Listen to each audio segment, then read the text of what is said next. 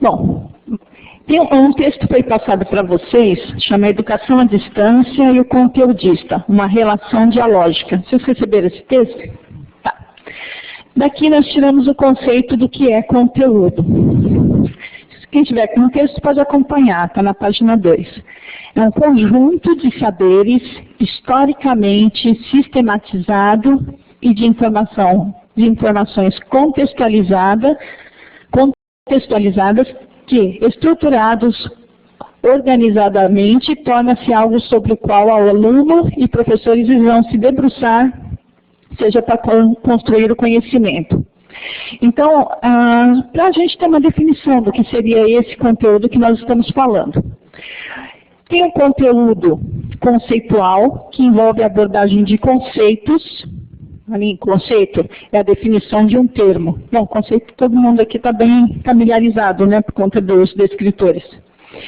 Procedimental é o saber fazer. Eu acho que nós vamos trabalhar com conteúdo mais nesse sentido, procedimental, que é o saber fazer.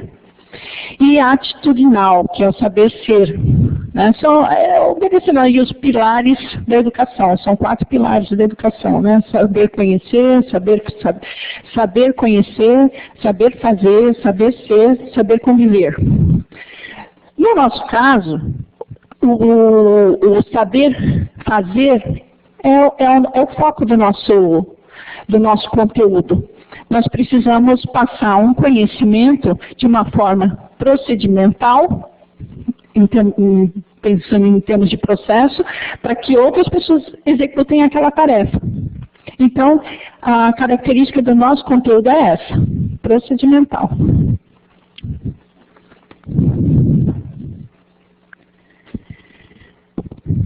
A língua escrita, a linguagem escrita, ou a língua escrita é o interlocutor.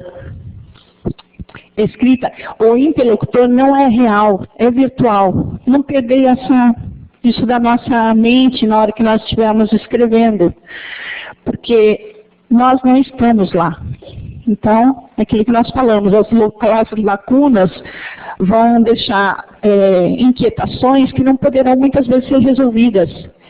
E o texto tem que ser completo.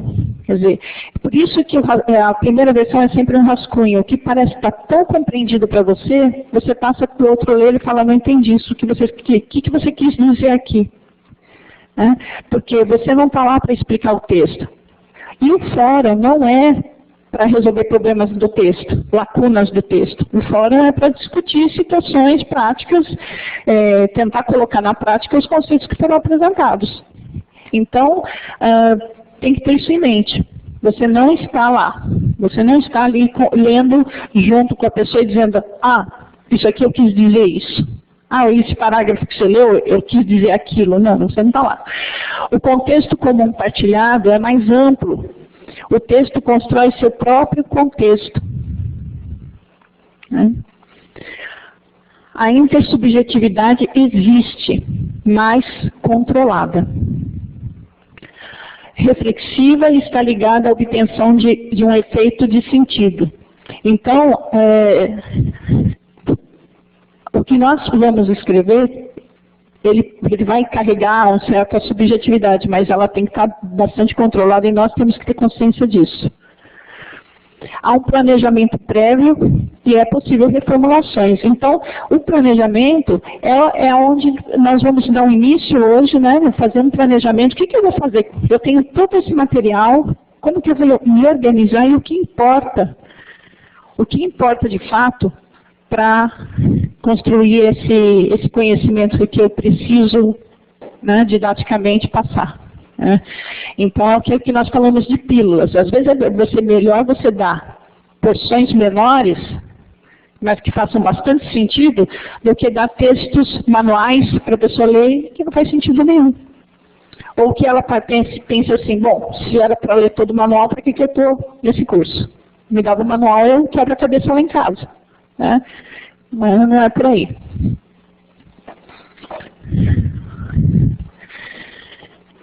E o texto tem que gerar diálogo, né, o que nós falamos ontem. né?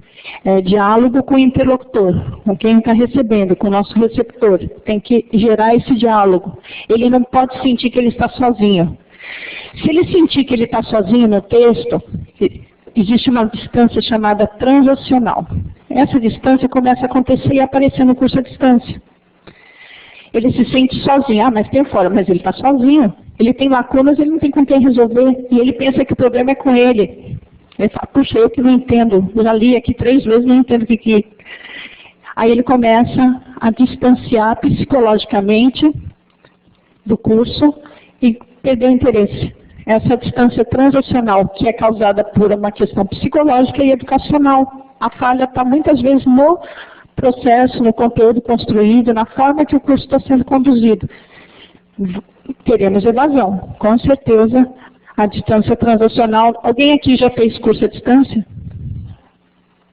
Alguém já sentiu essa distância transacional?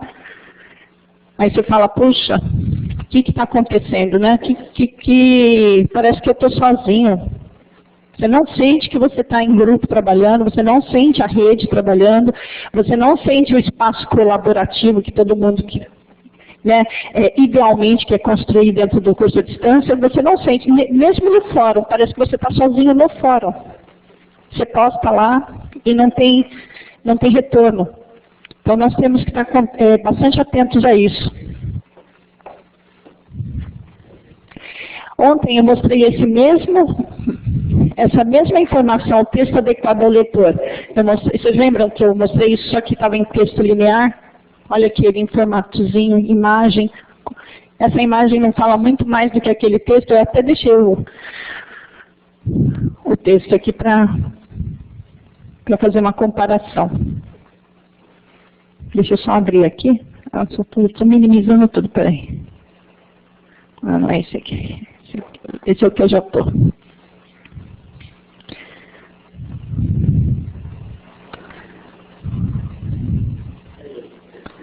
Não, está aqui na frente. Aqui. Essa informação é a mesma, essa informação que está aqui nessa tela, dá uma olhada, bate uma fotografia aí. É a mesma que essa.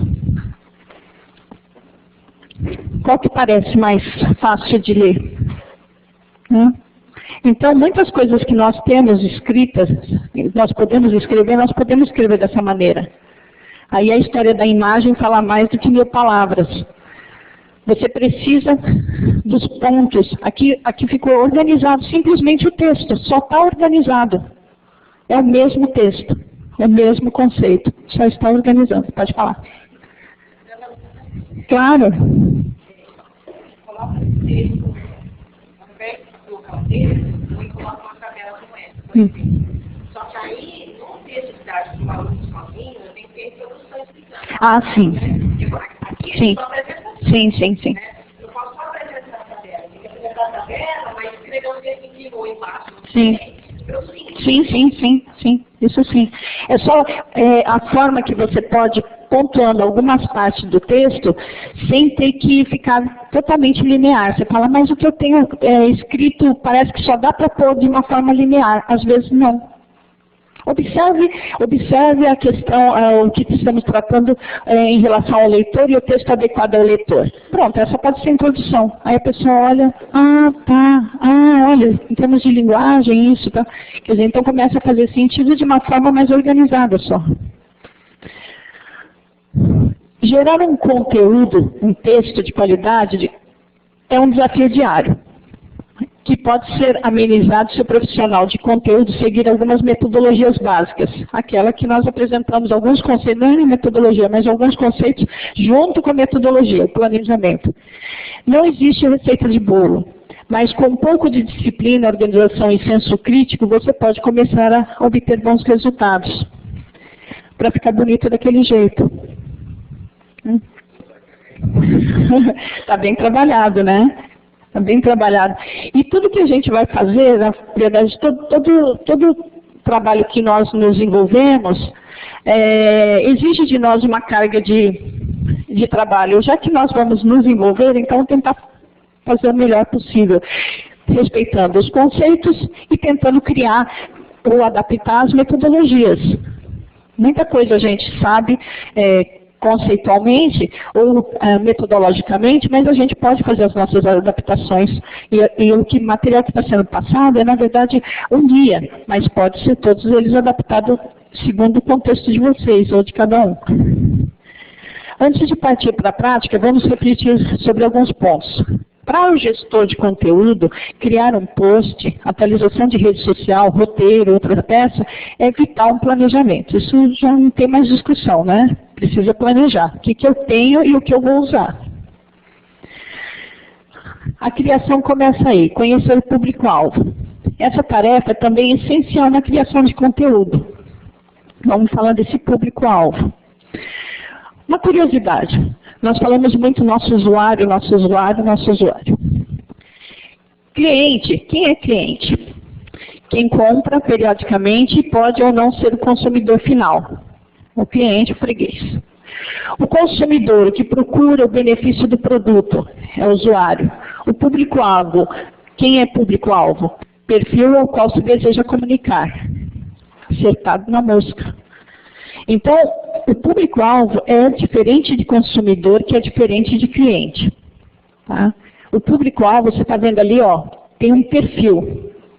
E a gente precisa caracterizar esse perfil.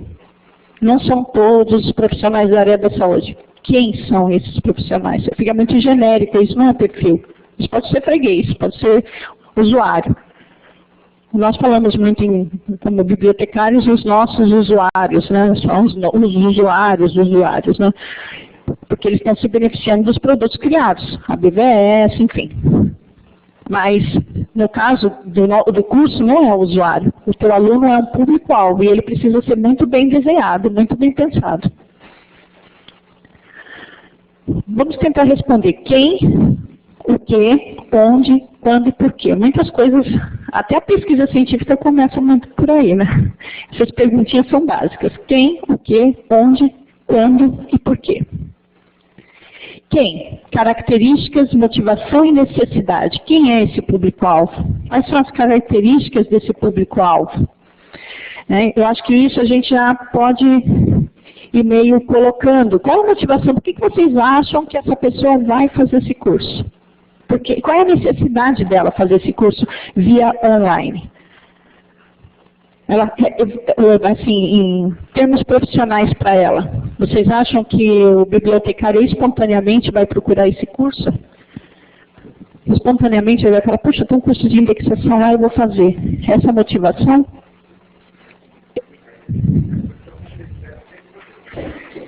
Então, muitas vezes ele é indicado. Muitas vezes ele fala, tem que fazer um curso lá, ó, preciso, faz você. A motivação nem é dele. Ele foi indicado.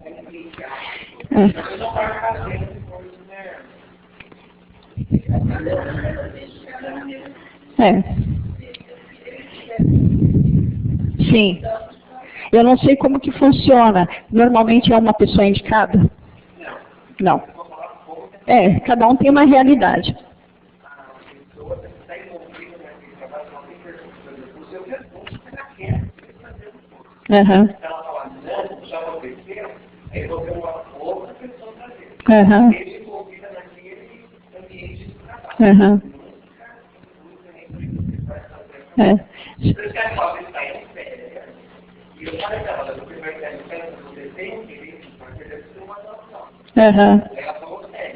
Que bacana. Super motivada. Você vê que a motivação é de cada um, né? Não é algo imposto. A motivação é cada um, né? É o que aquilo vai agregar para o meu conhecimento enquanto pessoa. Não é só profissional. Não é só para atender demanda profissional. São os interesses, né? Então, é essa motivação que nós temos que pensar. Aquela pessoa que diz assim, mesmo de férias me interesso por esse assunto que eu quero fazer. E aí vocês têm que descobrir esse perfil, onde está essa pessoa. Porque, como ela disse, não são todos assim. Tem gente que não quer. A pessoa diz, você quer aprender essa nova tarefa? Não. Simplesmente assim, não. A pessoa, por quê? Ela tem para ela que isso não vai agregar nada. Ou que vai ser uma carga a mais de trabalho. Ela não quer. Então, indicação tem que ser muito bem pensada nesse perfil. As características. Tem pessoas, por exemplo, a pessoa diz assim, nossa, eu não consigo ler em tela de computador. Tenho maior dificuldade com isso aí. Fico cansada. Tudo bem, o curso ele permite que você faça a impressão do material didático impresso, né? Você pode imprimir, mas vamos supor, é um momento que vai demandar que ela fique pelo menos uma hora lá integrada. De repente, ela nem isso ela tem uma característica, ela tem problema de visão, olho arde, enfim, algumas características, então, qual outra? Ela não tem habilidade nenhuma, nem de segurar no mouse. Tem pessoas que têm dificuldade ou não tem interesse. Para a pessoa, o desafio de lidar com a internet é tão grande que ela prefere nem se envolver. Então, precisa buscar esse profissional e pensar no público. A gente está falando de público-alvo, né? Para quem é o curso. E pensar que essa pessoa que vai fazer o curso também tem as suas características. Então, se você vai, por exemplo, a faixa etária é de 40 para cima. Você sabe que as pessoas têm um certo problema de visão às vezes. Se puder colocar lá um mecanismo para aumentar a letra, alguma coisa nesse sentido, você tem que pensar algumas... eu vou fazer áudio porque a pessoa... não sei, pode ter algum outro problema que eu quero deixar mais amplo possível a possibilidade para que, mesmo que a pessoa tenha alguma incapacidade, ela consiga realizar. Tudo isso tem que ser pensado agora. Pensando nesse público-alvo que nós queremos atingir. O quê? Né? O curso EAD é o mais adequado? Não, porque não dá para reunir, o custo é alto, igual o Adalberto falou. Hoje percebe-se que o curso à distância é bem aceito pela questão de custo mesmo, né? Tem que montar uma sala, organizar, é para poucos. O curso à distância, muitas vezes, ele chega a ser multiplicador, então a pessoa recebe aquele material, distribui para outros, ela mesma pode divulgar, enfim. Então, essa é uma pergunta. Para o público de vocês, o público que vocês querem atingir, o EAD é o melhor?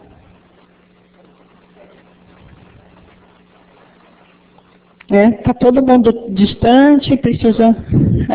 de vocês também?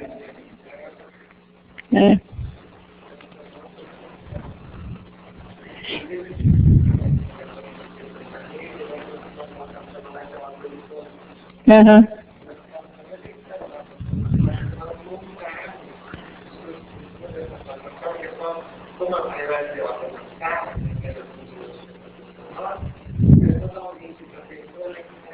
Aham.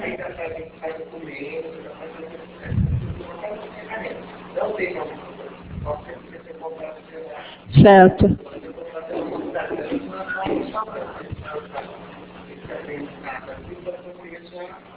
Estruturar. Ótimo. Então, aí o EAD, ele atende à necessidade dessas características e essa motivação? Tá. Onde? Quais estratégias vamos traçar para atingir as necessidades e a motivação? Quais as estratégias? Então, a gente discutiu bastante essas estratégias ontem. Se for preciso colocar vídeo como uma estratégia didática, vamos colocar. Como estratégia ou um recurso didático, vamos colocar. Né? Preciso colocar mais diálogo para tornar mais dinâmica essa leitura, vamos colocar. Ilustrações, fazer box, investir mais nesse material, na parte de diagramação, então vamos fazer. Quanto mais atrativo for o material, mais prende o nosso público-alvo. E quanto tempo? Curso muito longo, que se estende, não funciona. Então, de que maneira? Você calcula quanto que de fato a pessoa pode se dedicar? 1 hora por dia? Ela tem essa disponibilidade? Ninguém pergunta, né? Aí fala assim, dentro da rotina toda dela, isso vai ser prioridade? Aí tá, você pede para ela dedicação de 1 hora por dia, ela não tem como fazer. Você sabe disso já. Então, quer dizer, você tem que construir um curso pensando nisso, em quantas horas de duração você precisa realmente que a pessoa disponha para poder atingir o objetivo.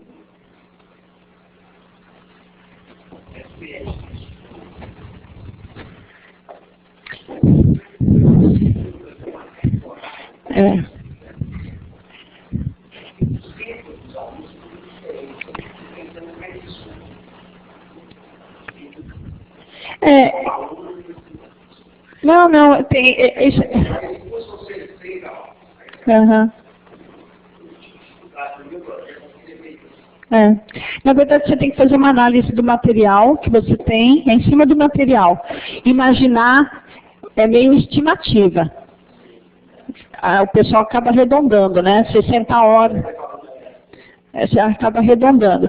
Você, por exemplo, vai fazer 9 módulos. 9 módulos. Você tem um conteúdo para cada módulo. Nesse conteúdo, você vai analisar quantos textos você tem, quanto tempo você leva.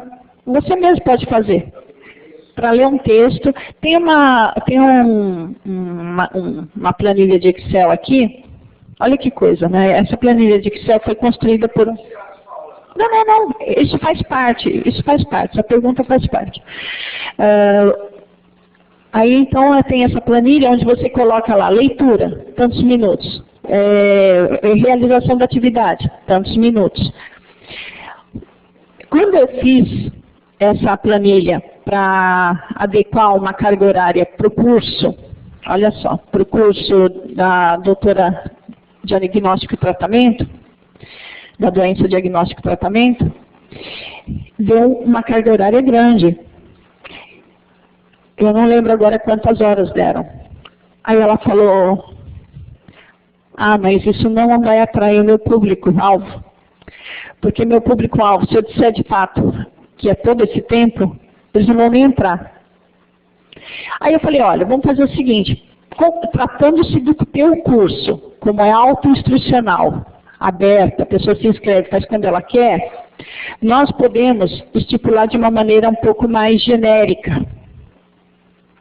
E aí nós estabelecemos lá 60 horas de curso. Cabia, porque era semanal, até cabia. Só que era tão denso o material nos módulos que eu pensei, se a pessoa de fato se debruçar nesse estudo, é muito mais horas do que 60 horas. Mas como é um curso autoinstrucional e ela tem condições de entrar hoje e terminar no final do ano, tudo bem. É uma questão de você pôr, assim, genericamente, você fazer um parâmetro. E pensando que essa pessoa tem 2 horas disponível na semana para se dedicar todo dia, até caberia 60 horas. Então, no caso de um curso tutoriado, você tem começo, meio e fim. Aí você já tem que se programar mesmo, então vão durar 60 horas, ou então vão durar 3 meses, 2 meses. Aí isso tem que estar definido, porque é dado porções, né? E a pessoa vai ter que se virar com aquele material que você deu. Aí não seria justo, no caso das doenças, diagnóstico e tratamento, a pessoa colocar 60 horas e exigir. Não seria viável. Se não fosse autoinstrucional, as 60 horas não seria viável. Não caberia.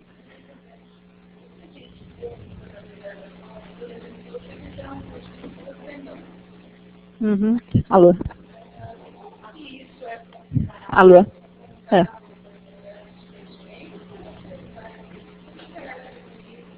Uhum.